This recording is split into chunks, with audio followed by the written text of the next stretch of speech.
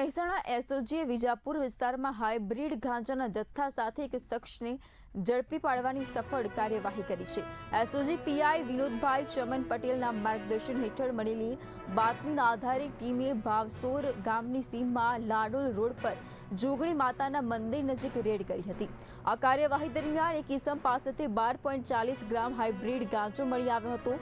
પોલીસે આરોપી પાસેથી હાઇબ્રિડ ગાંજા ઉપરાંત એક મોબાઈલ ફોન સહિત કુલ ₹48,400 નો મુદ્દામાલ જપ્ત કર્યો છે। સમગ્ર મામલે વિજાપુર પોલીસ સ્ટેશનમાં એનડીપીએસ એક્ટ હેઠળ ગુનો નોંધવામાં આવ્યો છે। પોલીસે આરોપીની પૂછપરછ શરૂ કરી છે।